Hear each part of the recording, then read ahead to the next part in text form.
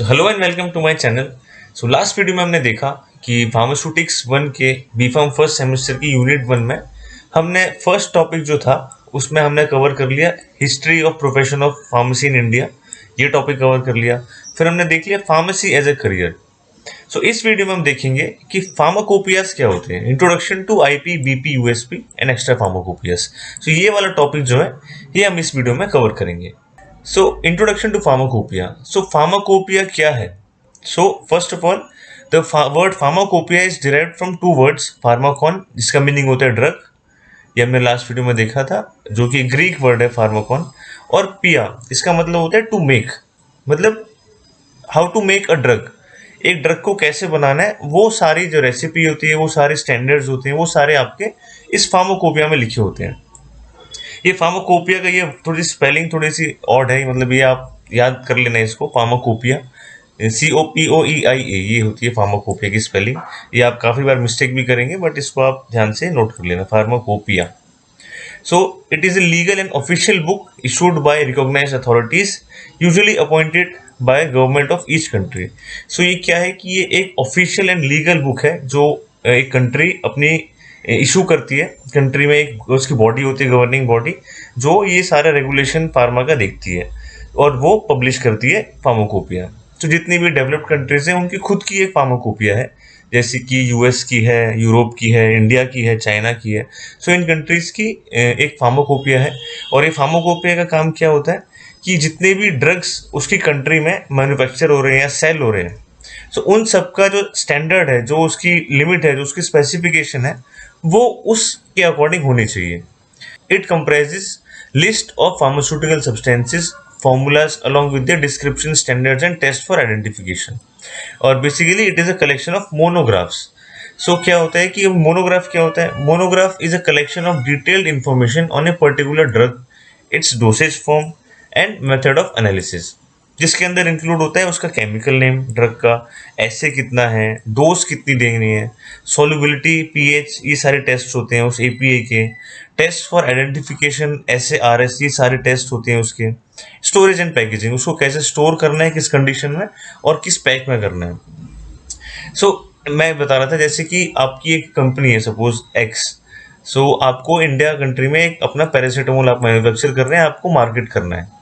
तो मार्केट करने के लिए आपको क्या करना पड़ेगा? जो मोनोग्राफ हमारा इंडियन फार्माकोपिया में दिया है पैरासीटामोल का, सो उस मोनोग्राफ में जो जो टेस्ट हैं पैरासीटामोल के, जैसे कि उसका ऐसी की लिमिट है ये 90 to 110 होनी चाहिए, डोज उसकी इतनी होनी चाहिए, सॉल्युबिलिटी उसमें अगर लिखा है कि एसीटोन मिथनॉल में सॉल्युबल है, तो आपका जो पैरासीटामोल है वो भी उनमें सॉल्युबल होना चाहिए। सॉल्युबिलिटी देखेंगे उसकी कि वाटर में इतनी सॉल्युबिलिटी है तो आपकी भी उतनी होनी चाहिए। मतलब जितने टेस्ट इस इंडियन फार्माकोपिया के पैरासीटामोल के मोनोग्राफ में दिए हैं, ये सारे टेस्ट आपका जो प्रोडक्ट है, आपने जो प्रोडक्ट बनाया है, वो भी कंप्लाई करना चाहिए। वो सारे टेस्ट उस जो लिमिट दे रखी है ऐसे की RS की जो लिमिट होती है, उस सब के अंदर फॉल करना चाहिए आपका प्रोडक्ट, तभी आप उसको इंडिया कंट्री में अपना मार्केट कर पाएंगे। ये हम इस वीडियो के एंड में एक एक्चुअल में एक मोनोग्राफ भी देखेंगे, आईपी का, यूएसपी का, कि क्या होता है मोनोग्राफ में, एक्चुअल में कैसा दिखता है एक मोनोग्राफ। सो उसमें एक तो पैरासीटामोल एपीआई हो गया कि खाली पैरासीटामोल ड्रग हो गया, तो उसका मोनोग्राफ होता है एपीआई का। फिर हमारा प्रो डोसेज फॉर्म का भी होता है एक मोनोग्राफ, जैसे कि हमने पैरासीटामोल की टैबलेट हो गई, तो उस टैबलेट का भी एक मोनोग्राफ होगा कि ये टैबलेट कौन कौन से टेस्ट को पास करना चाहिए, जिसमें हमारे जैसे डिसोल्यूशन आ जाता है, फ्राइबिलिटी आ जाता है, हार्डनेस, ये सारी चीज़ें हमारा, हार्डनेस तो ऑफिशियल टेस्ट नहीं है, बट डिसोल्यूशन हो गया, ये सारी चीज़ें, DT हो गया, SA हो गया, RS हो गया, ये सारी चीज़ें उसके डोसेज फॉर्म के मोनोग्राफ में आ जाएगी।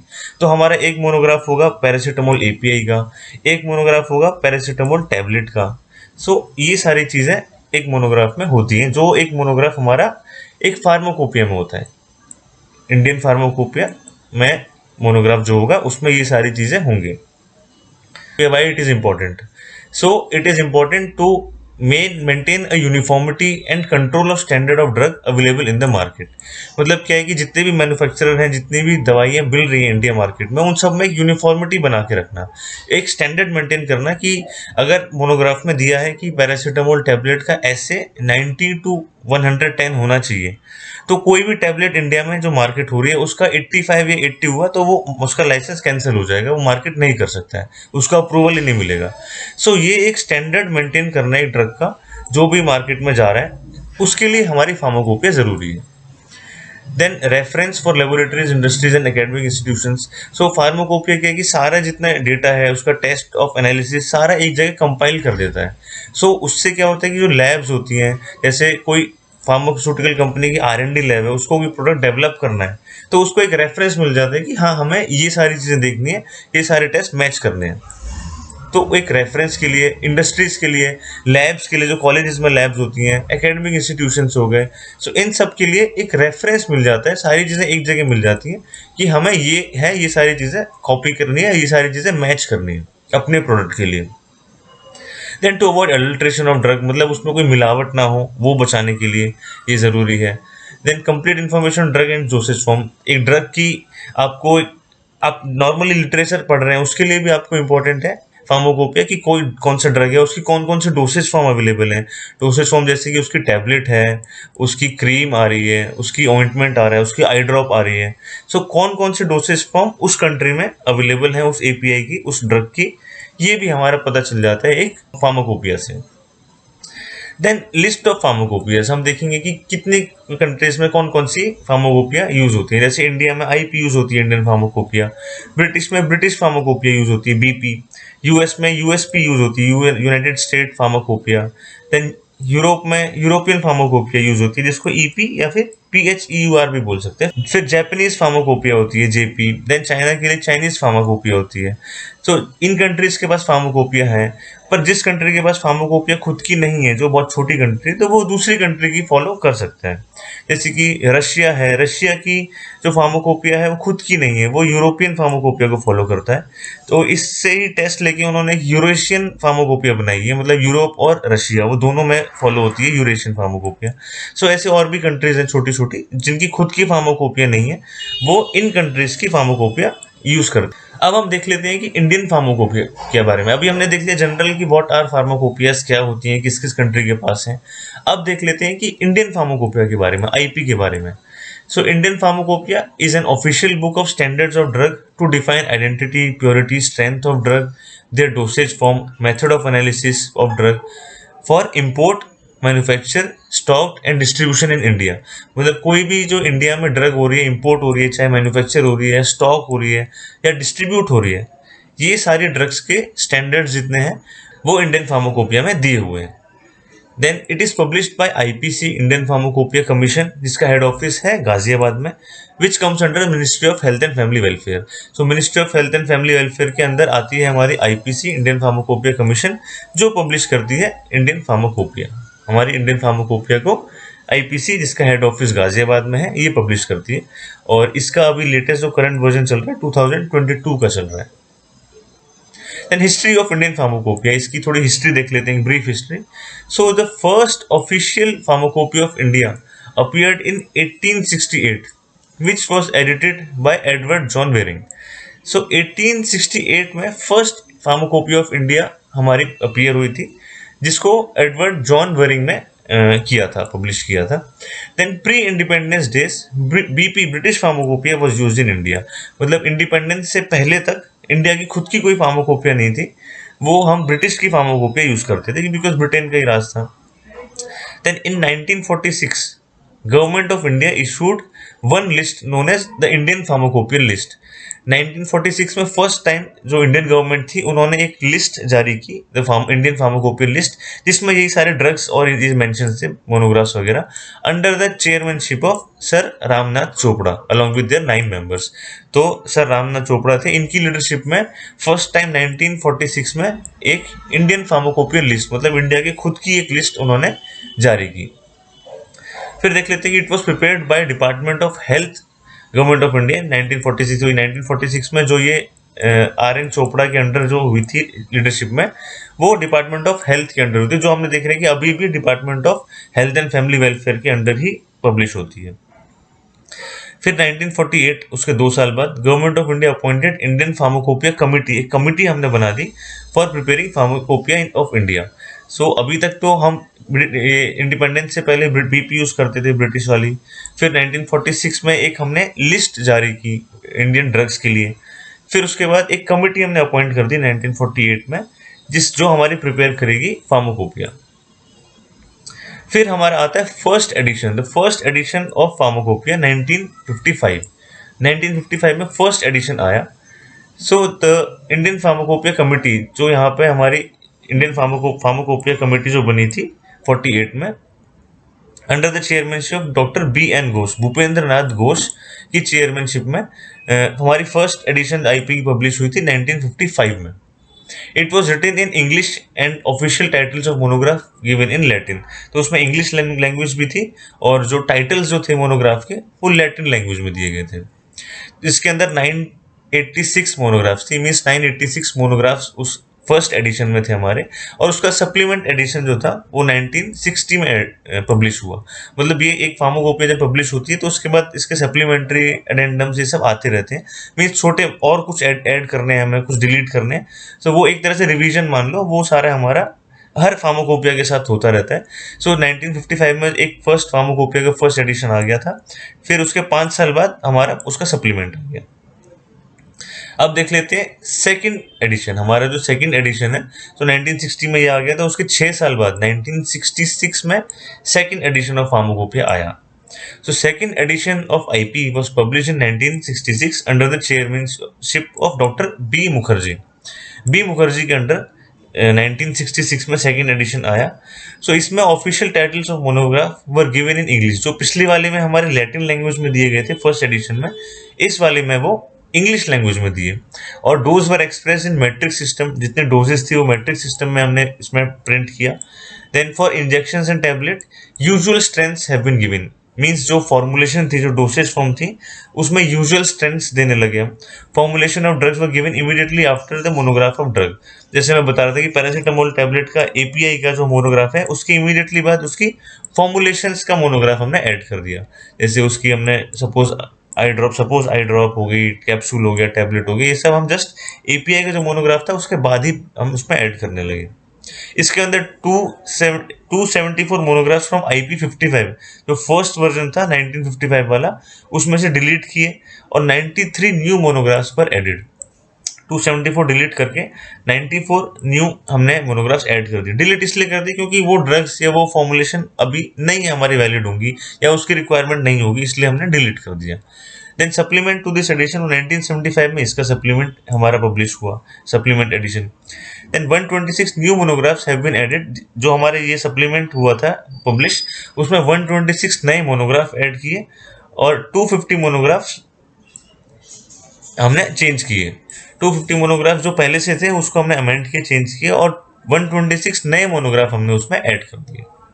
हमारे जो सेकंड एडिशन का सप्लीमेंट पब्लिश हुआ था, ये हमने देख लिया 2 एडिशन के बारे में। अब हम देख लेते हैं एक जनरल कि टोटल कितने एडिशन हमारे पब्लिश हुए अभी तक, उनके कितने वॉल्यूम्स थे और वो किस कलर में पब्लिश हुई थी। सो हमारा फर्स्ट हमने देखा कि 1955 में हुआ था, जिसका हमारा सप्लीमेंट आया था 1960 में। इसका एक ही वॉल्यूम था और डॉक्टर BN घोष, भूपेंद्र नाथ घोष की चेयरमैनशिप में हमारा ये आया था। सेकंड था हमारा, इसका कलर, शुरू की जो 3 थी इसका कलर कुछ डिफाइंड नहीं था। जो सेकंड थी 1966 में, इसका एडिशन आया था 75 में, इसकी भी एक ही वॉल्यूम थी, इसको डॉक्टर B. मुखर्जी ने पब्लिश किया था। फिर 1985 में थर्ड एडिशन आया डॉक्टर नित्यानंद के अंडर। देन 1996 में हमारा फोर्थ एडिशन आया, जिसका हमारा 3 बार सप्लीमेंट्स आए, 2000 में, 2002 और 2005 में 2 वॉल्यूम थे इसके, और ये भी डॉक्टर नित्यानंद ने पब्लिश किया था। इसका कलर था हमारा ब्लू कलर की थी हमारी फोर्थ एडिशन की IP। देन फिफ्थ एडिशन हमारा आया 2007 में, इसका एडिशन हमारा सप्लीमेंट का हुआ 2008 में। 3 वॉल्यूम थे इसके, और ये भी हमारे डॉक्टर नित्यानंद के चेयरमैनशिप के में हुआ पब्लिश। इसका कलर भी हमारा ब्लू था। सिक्स्थ वाली एडिशन हमारे 2010 में आई, और इसका सप्लीमेंट 2012 में आया, 3 वॉल्यूम थे इसके भी। डॉक्टर चंद्रमौली के अंडर ये पब्लिश हुआ, इसका कलर भी ब्लू था हमारा। देन 7th एडिशन 2014 में आया, 15-16 में इसका सप्लीमेंट ऐड हुआ। देन इसके 4 वॉल्यूम थे और डॉक्टर गुलाम नबी आज़ाद के अंडर ये पब्लिश हुआ, इसका रेड कलर था हमारा 7th एडिशन का। देन 8th एडिशन 2018 में आया और इसका सप्लीमेंट 2019 में आया, 4 वॉल्यूम थे इसके भी। डॉक्टर सी के मिश्रा के अंडर आया, इसका कलर हमारा ऑरेंज था, ऑरेंज कलर की 4 वॉल्यूम 8th एडिशन। अभी जो हमारी करंट चल रही है 9th एडिशन चल रही है, जिसका हमारा 2022 में पब्लिश हुआ, इसका एक सप्लीमेंट 24 में आया इसी साल और इसके भी 4 वॉल्यूम है। डॉक्टर मनसुख मांडविया इनके अंडर हमारा ये पब्लिश हुआ, इसका कलर भी ऑरेंज है हमारा। अब यहाँ पे जस्ट इनकी एक इमेज देख लेते हैं कि हमारा 1996, 2007 और 2010 इन तीनों में ये ब्लू कलर की थी हमारी। तो ये हमारा तीनों ब्लू कलर की थी। इनको पब्लिश किया था इंडियन फार्माकोपिया कमीशन ने आईपीसी में, जिसका हेडक्वार्टर है गाजियाबाद में। फिर उसके बाद 14 वाली हमारी रेड कलर की थी और उसके बाद 8th और 9th एडिशन जो हमारा है ऑरेंज कलर के थे। ये हमारी थी फार्माकोपियास। सो अभी हमने देख लिया कि व्हाट इज आईपी, उसकी हमने हिस्ट्री जान ली, उसकी हमने एडिशंस जान लिए कि कितने कितने एडिशन कौन से ईयर में आए। अब हम देख लेते हैं बीपी के बारे में, ब्रिटिश फार्माकोपिया के बारे में। सो ब्रिटिश फार्माकोपिया हमारा बीपी, तो हमने देखा कि प्री इंडिपेंडेंस भी इंडिया में बीपी यूज करते थे हम लोग, है ना। So British pharmacopoeia is a pharmacopoeia for United kingdom, the medicine and health care product in collaboration. तो ये पब्लिश किया जाता है, it is published bye medicine and health care product regulatory agency MHRA in collaboration with the British pharmacopoeia commission. जैसे India में IPC है, सो वैसे British में बीपीसी है, British pharmacopoeia commission, in collaboration with MHRA ये इसको हर साल पब्लिश करती है। The latest edition is BP 2025 2025 का एडिशन इसका लेटेस्ट एडिशन है, जिसमें 14 न्यू मोनोग्राफ्स ऐड किए and 32 new pharma euro monographs and 105 amended BP monographs as compare to the previous version. इसमें ये चीज़ें ऐड की हैं, 14 new BP monographs, 32 pharma euro के मोनोग्राफ्स और 105 बीपी के मोनोग्राफ जो पुराने वाले थे उनको अमेंड कर दिए। The first edition of BP was published in 1864। 1864 में इसका पहला एडिशन पब्लिश हुआ था, जिसमें 2 पार्ट होते थे, materia medica part 1 and part 2 was the preparation and compounds. So वही जैसे हमारा ड्रग्स एंड उसके डोसेज फॉर्म्स अलग अलग देते हैं, वैसे ही मटीरिया मेडिका पार्ट 1 में होता था एंड प्रिपरेशन एंड कंपाउंडिंग उसकी सेकेंड पार्ट में होते थे। Then second edition of BP was publish in 1867।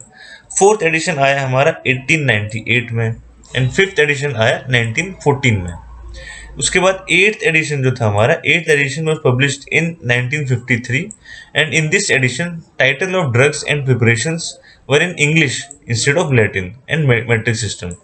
सो हमारा पहले जो इसके लैटिन में यूज होते थे, लैटिन टर्म यूज होती थी इनके टाइटल्स के लिए, उसको चेंज कर दिया इंग्लिश लैंग्वेज में। तो 8th एडिशन के बाद जितने भी हमारे ये बीपी पब्लिश हुए उसमें इंग्लिश लैंग्वेज में यूज किया उसका टाइटल ऑफ द मोनोग्राफ।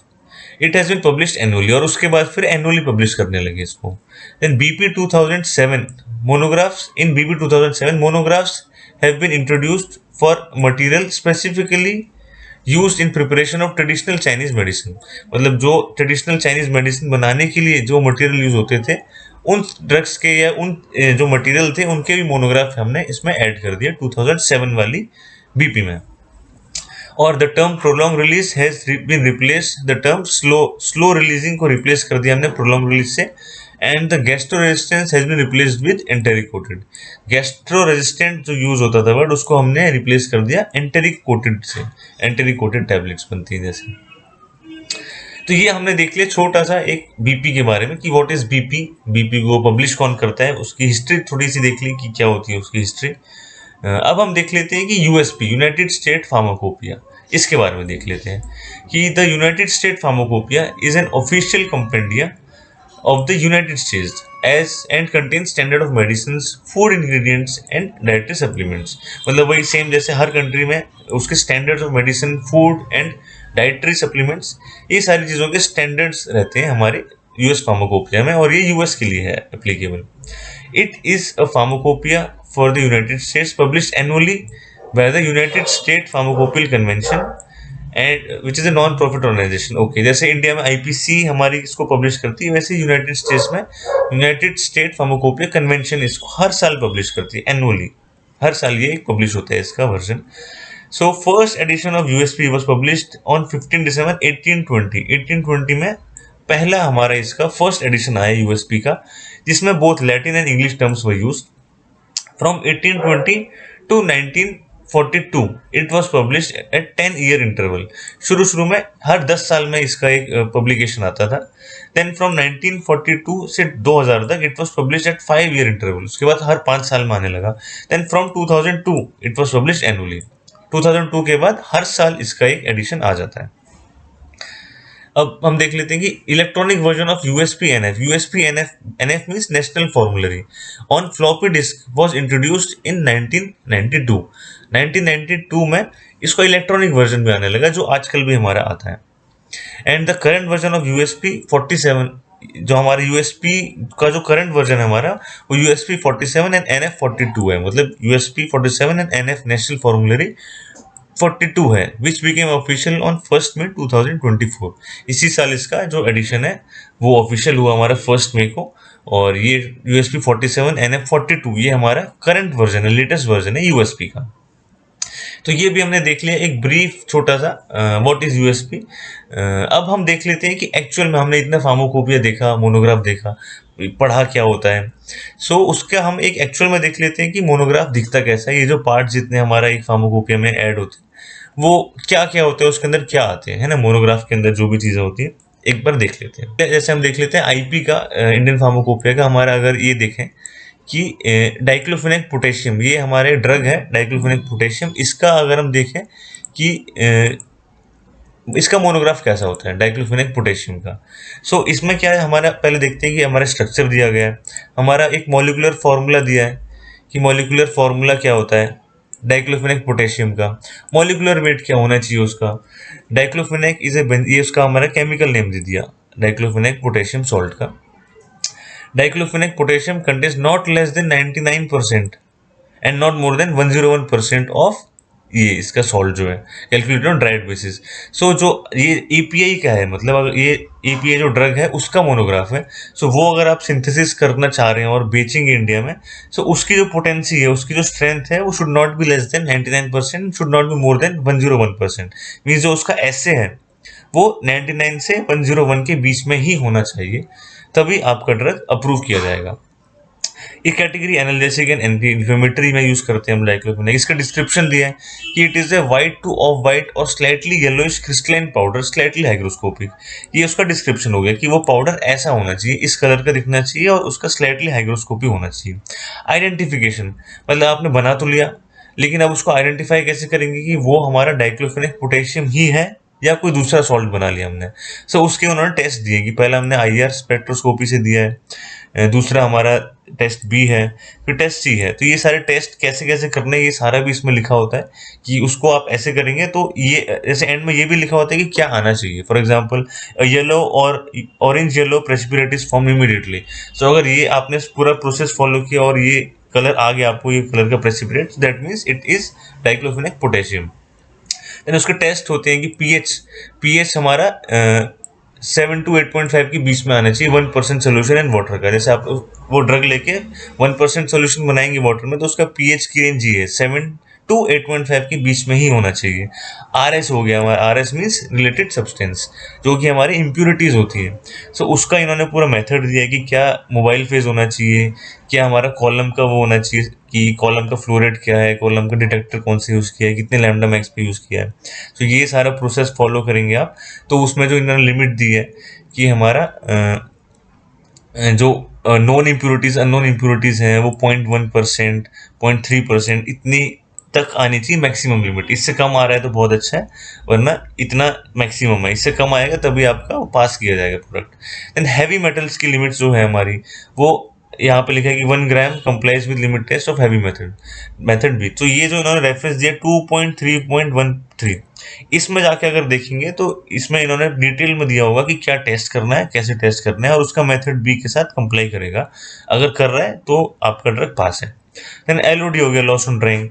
तो is a not more than 0.5% है, 0.5% से ज़्यादा उसमें मॉइस्चर कंटेंट नहीं होना चाहिए, या फिर उसमें कोई भी सॉल्वेंट वगैरह नहीं होना चाहिए, जिसको हम करेंगे 105 डिग्री की टेम्परेचर पर।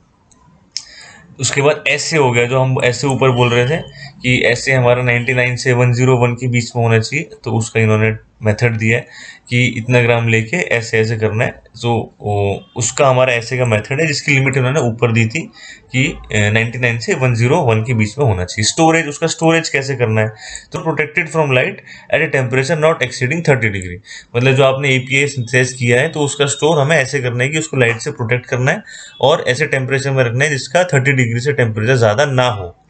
सो उसकी सॉल्युबिलिटी दी है, diclofenac potassium freely soluble in methanol, soluble in ethanol, sparingly soluble in water.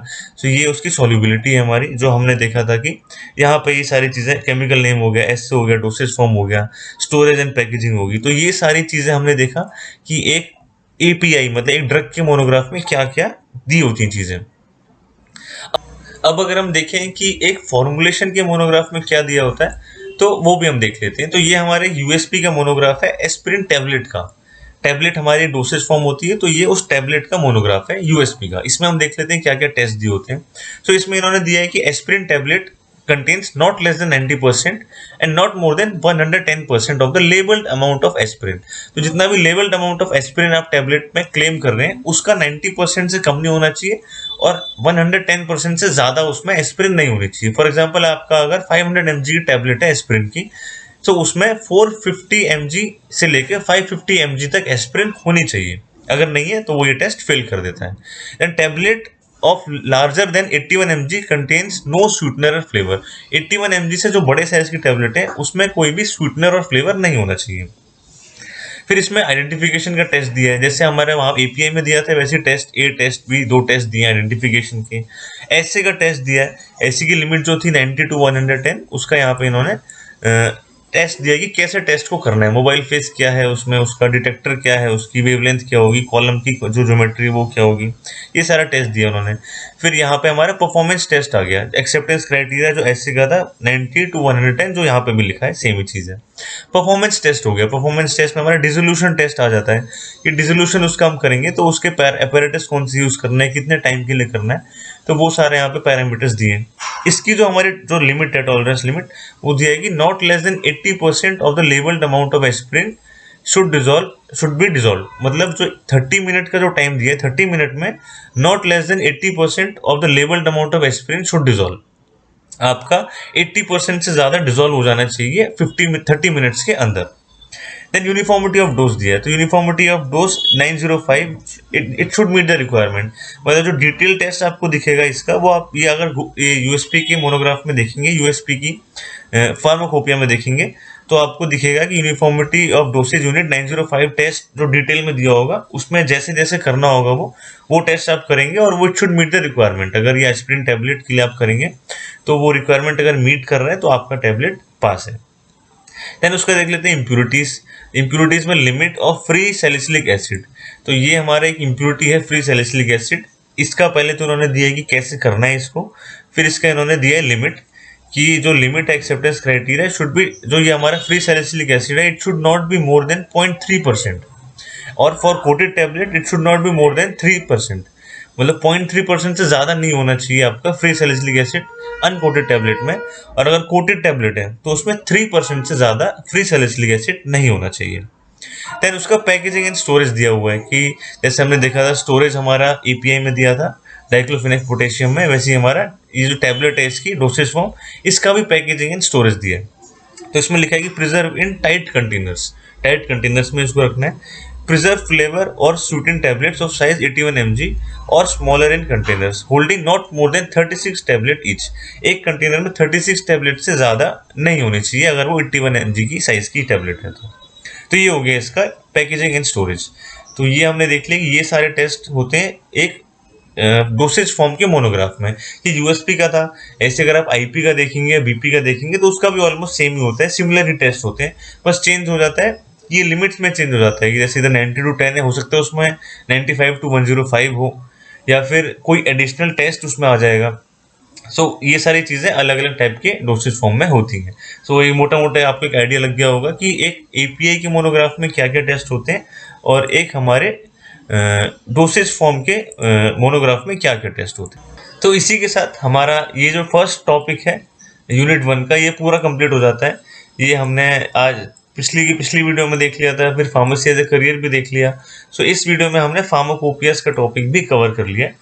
इसके साथ हमारा जो फर्स्ट टॉपिक है यूनिट 1 का, ये पूरा कवर हो जाता है। अभी नेक्स्ट वीडियो में हम देखेंगे dosage form, what are dosage forms, introduction to dosage forms, classifications and उनकी डेफिनेशंस। तो ये हम कवर करेंगे नेक्स्ट वीडियो में।